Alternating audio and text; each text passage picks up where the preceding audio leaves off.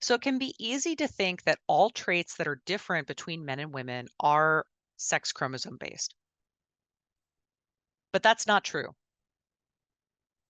For example, if we're thinking about baldness, male pattern baldness, where are all the bald women?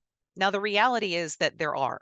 Women do experience hair thinning, but they experience hair thinning very differently.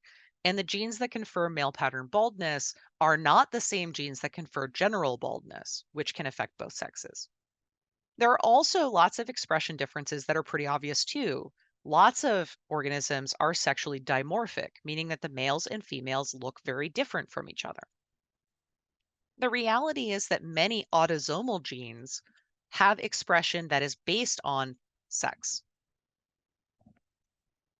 Sex limited traits are only ever expressed in one sex, even though they are located on autosomal chromosomes, whereas sex influenced traits are expressed differently in both sexes. For example, the traits that give rise to baldness are based on testosterone expression. This means that even though both males and females have these traits, because females don't produce enough testosterone, most of them will not experience the same baldness. So, the expression of genes that control sex limited or influenced traits are usually influenced by the sex determination pathway and are often controlled by hormones or other signals. There are two different major genes that control baldness, one of which is X linked, but the other is autosomal. The X linked gene will confer hair thinning and baldness to women as well, but the autosomal gene does not. The autosomal gene controls what type of male pattern baldness will occur based on the testosterone that is available in the male who has it, and will not cause the same phenotypes in a woman unless she were to take high amounts of testosterone. So let's think about how that looks from a Punnett square standpoint.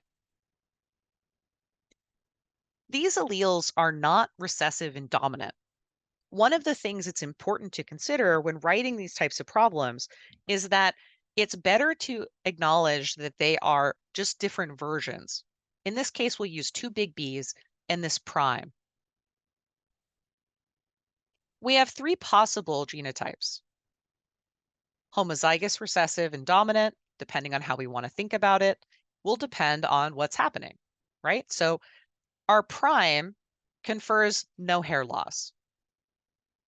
The B allele without the prime confers hair loss or baldness in men and hair loss, usually thinning, in women. But the heterozygote behaves differently.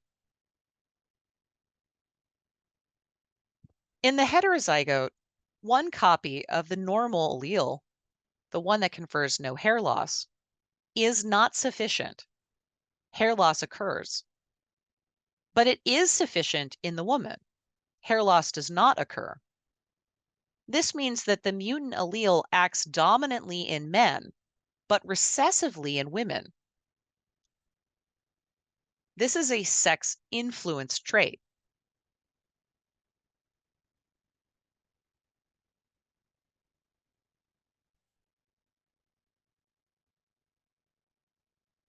So, when thinking about these, it's important to look for differences in expression only in the heterozygote.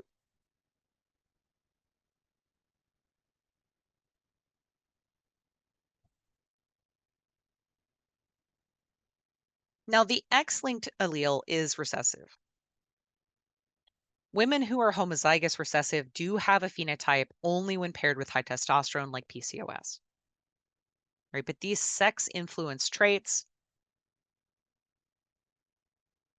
are going to be differently expressed depending on what sex the heterozygote is in. So let's think of another example.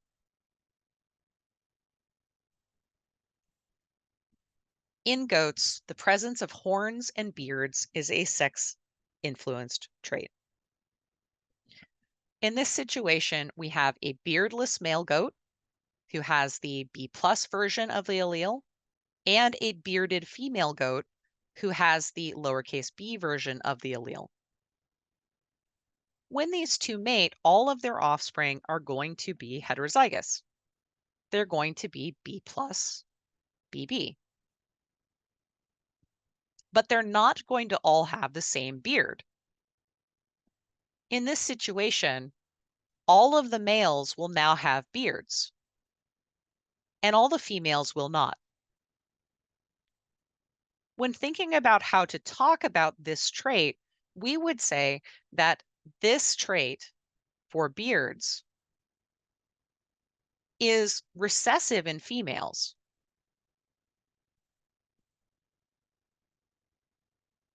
but dominant in males.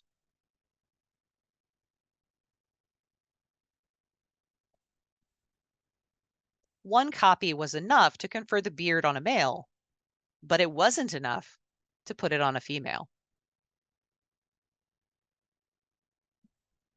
Recognizing sex influence traits also requires looking for differences in expression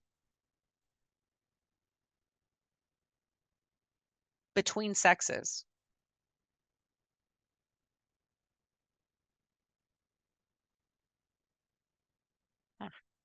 And you'll usually see it in the F1 generation.